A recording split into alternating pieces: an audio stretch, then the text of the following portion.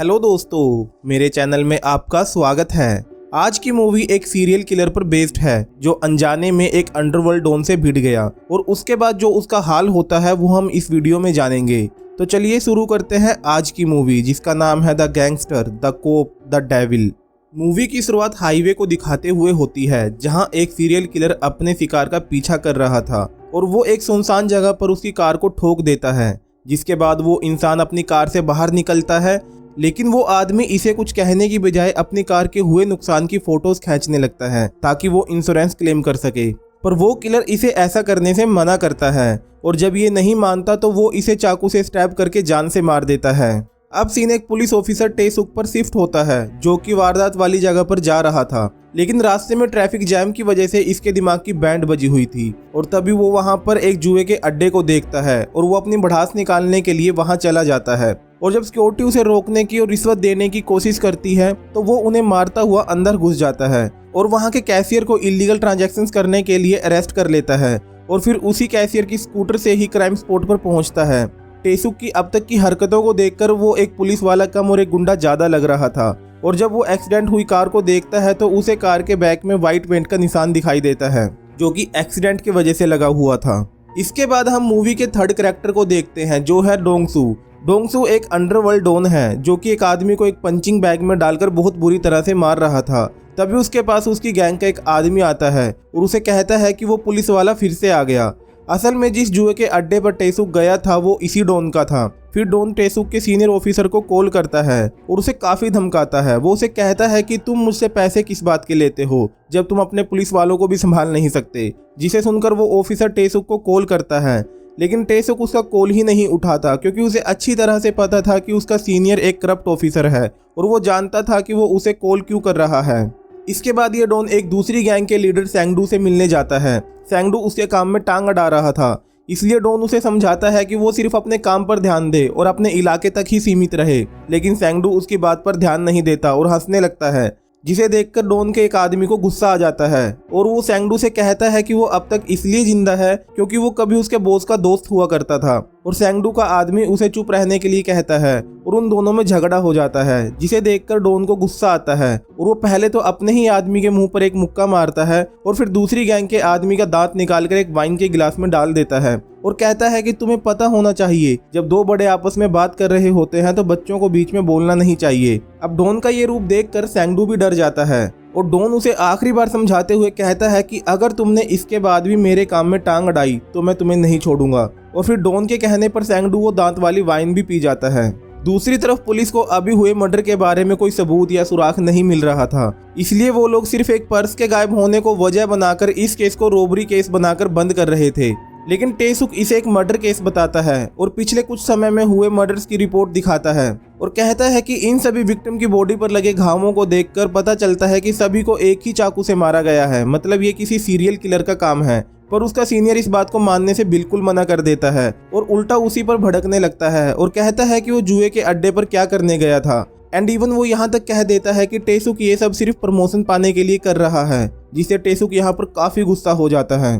वहीं दूसरी तरफ डॉन की मीटिंग भी खत्म हो चुकी थी और वो अपनी कार लेकर अकेला ही वहां से जाने लगता है और रास्ते में वही सीरियल किलर उसकी कार को पीछे से ठोक देता है। और जब डॉन अपनी कार से नीचे उतरता है तो वो सीरियल किलर बारिश की वजह से टायर स्लिप होने का बहाना बनाता है और उससे सॉरी बोलता है। और डॉन की कार को भी कुछ खास नुकसान नहीं हुआ था, इसलिए वो उसे वहां से जाने के लिए कह देता है और खुद भी अपनी कार में बैठने लगता है। लेकिन तभी उसके पीछे से वो किलर उसे चाकू घोंप देता है। लेकिन एक चाकू से डॉन का क्या बिगड़ने वाला था और वो डॉन उसे बहुत बुरी तरह से मारता है और उससे उसका चाकू छीनकर उसी की छाती में घोंप देता है, जिसकी वजह से वो किलर पीछे हटने लगता है और अपनी कार लेकर वहां से भाग जाता है। लेकिन जाते जाते वो डॉन को भी अपनी कार से उड़ा देता है, जिससे डॉन बेहोश हो जाता है। इसके बाद जब डॉन को हॉस्पिटल ले जाया जाता है तो गैंग वॉर शुरू हो जाती है और डॉन के आदमी सैंगडू के अड्डे पर अटैक कर देते हैं क्योंकि उन्हें लग रहा था कि इसी ने उनके बॉस पर अटैक करवाया होगा। वहीं दूसरी तरफ वो किलर भी अपनी मरहम पट्टी कर रहा था और वो अपनी भड़ास निकालने के लिए एक एनिमल शेल्टर में जाता है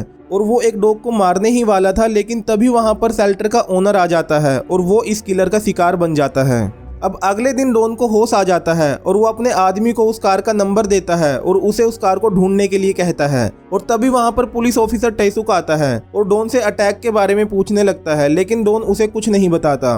और फिर वहां पर सेंगडू भी आता है, जो कि डॉन से अपने आदमी के हुए नुकसान की भरपाई करने के लिए कहता है और साथ ही साथ वो इसके इलाके में पूरी आज़ादी से धंधा करने की बात कहता है। वहीं दूसरी तरफ टेसुक डॉन की कार को देखने हॉस्पिटल की पार्किंग में जाता है और वो उसकी कार पर भी वही वाइट पेंट देखता है, जिससे उसका शक यकीन में बदल जाता है कि इन सब मर्डर के पीछे एक ही इंसान है। और वो ये सब जाकर अपने सीनियर को बताता है, लेकिन उसका सीनियर उसको बिल्कुल भी पसंद नहीं किया करता था, इसलिए वो उसे इस केस से दूर रहने के लिए कहता है।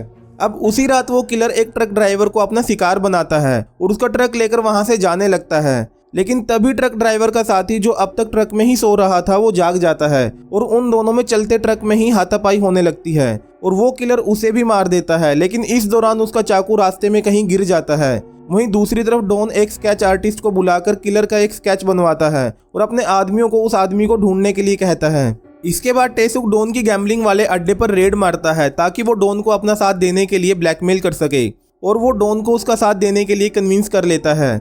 लेकिन वो डॉन एक शर्त रखता है कि टेसुक को जो भी इंफॉर्मेशन मिलेगी वो उसे देगा और जिसे भी वो किलर पहले मिलेगा वो उसका, मतलब वो उसे अपनी मर्जी से सजा दे सकता है। अब ये दोनों मिलकर उस किलर को ढूंढने लग जाते हैं, जिसमें मैन, मनी और पावर इस डॉन का होता है और इन्फॉर्मेशन देने का काम टेसुक का। लेकिन टेसुक एक बहुत ही टेढ़ा इंसान था और उसका प्लान किलर को पकड़ने के बाद टेसुक को भी अरेस्ट करवाने का था। अब डॉन के आदमियों को किलर की कार और उसका चाकू मिल जाता है और डॉन उस चाकू का इस्तेमाल करके सेंगडू को मरवा देता है ताकि इससे कत्ल का सारा इल्जाम उस किलर पर आ सके। अब इस डॉन के मरते ही सारी पुलिस डिपार्टमेंट को हाई अलर्ट पर रखा जाता है ताकि होने वाली गैंग वॉर को रोका जा सके। वहीं टेसुक को पूरा यकीन था कि सेंगडू के मर्डर में डॉन का ही हाथ है, इसलिए वो सीधा डॉन के अड्डे पर जाता है और उसे एक मुक्का जड़ देता है और डॉन भी उसे उठाकर पटक देता है और डॉन के एक मुक्के से ही टेसुक को चक्कर आने लगते हैं। और यहाँ पर टेसुक डॉन को खुल्लम खुल्ला धमकी दे देता है कि एक दिन वो उसे जरूर अरेस्ट करवाएगा। इसके बाद डॉन सेंगडू के फ्यूनरल में जाता है, जहाँ पर वो किलर भी आया हुआ था और वो किलर सेंगडू के एक खास आदमी को एक नोट देता है जिस पर लिखा हुआ था कि उसका चाकू इस्तेमाल करके किसी और ने सेंगडू को मरवाया है। और वो डॉन की तरफ इशारा करता है और वहाँ से चला जाता है और वो किलर रास्ते में फिर से एक आदमी को अपना शिकार बनाता है और अपनी कार वहीं छोड़कर दूसरी कार लेकर वहाँ से निकल जाता है। इसके बाद टेसुक और डॉन दोनों मिलकर किलर की वाइट कार में कोई सुराग ढूंढने की कोशिश कर रहे थे और तभी सेंगडू का खास आदमी अपनी गैंग के साथ उन पर अटैक कर देता है और जिस दौरान टेसुक काफी जख्मी हो जाता है। लेकिन डॉन सभी गैंग मेंबर को बहुत बुरी तरह से मारता है और इसी फाइट के दौरान टेसुक गलती से सेंगडू के खास आदमी को जान से मार देता है, जिसकी वजह से वो बहुत ट्रॉमा में चला जाता है क्योंकि उसके हाथ से किसी का खून हो गया था। अब हम फिर से किलर को देखते हैं, जो कि कार में एक मोबाइल को देखता है जो उसी आदमी का था जिसको उसने अभी मारा था और वो किलर उस फोन से कॉल करके उस आदमी की वाइफ से फिरौती मांगता है और ये केस भी टेसुक को दिया जाता है। फिर टेसुक और उसकी टीम उस आदमी के घर पर जाते हैं और फोन ट्रेसिंग की प्रोसेस शुरू करते हैं और तभी किडनैपर का कॉल आता है जो उस आदमी की वाइफ को फिरौती की रकम के साथ एक जगह पर बुलाता है और टेसुक उस जगह पर पहले ही अपनी टीम के साथ पहुंच जाता है और किडनैपर के वहां आते ही वो उसका पीछा करने लगते हैं, लेकिन वो किसी तरह से वहां से बचकर भाग जाता है।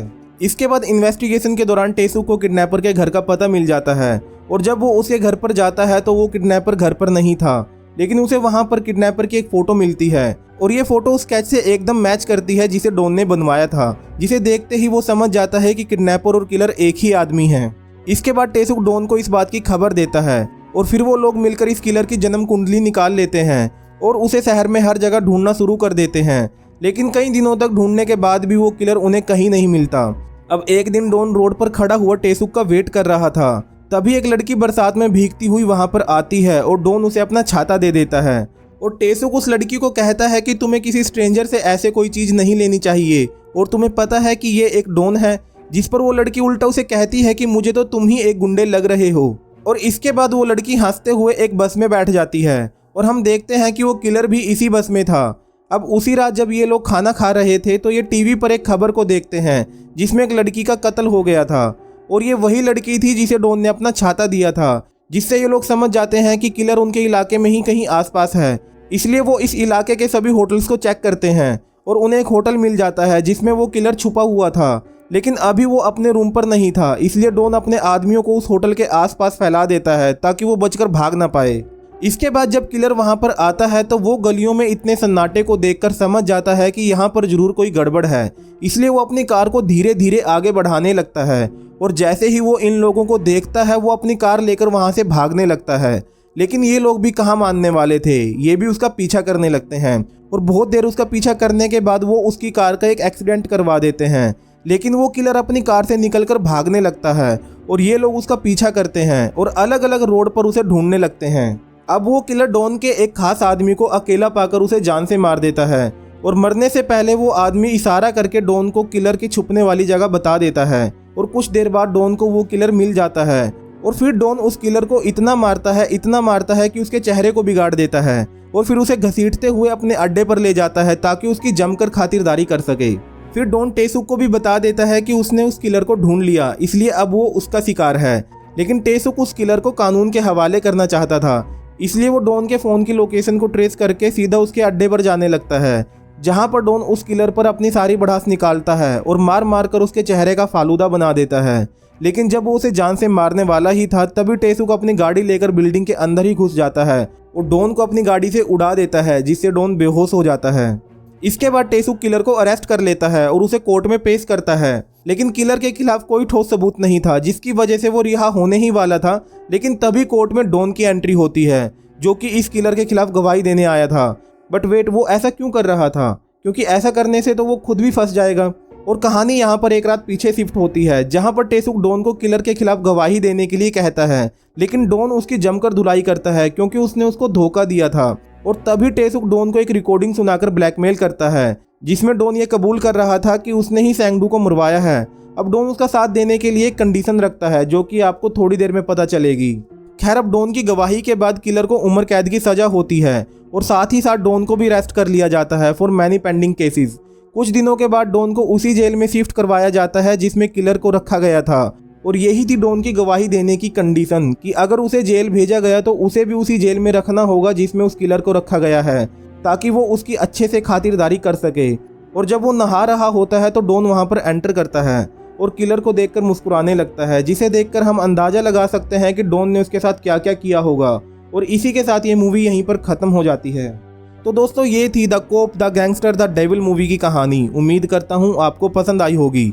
अगर पसंद आई है तो वीडियो को लाइक करें और साथ ही साथ चैनल को सब्सक्राइब करना और बेल आइकन को दबाना बिल्कुल ना भूलें। तो चलिए मिलते हैं अगली वीडियो में एक नई कहानी के साथ। तब तक के लिए बाय बाय।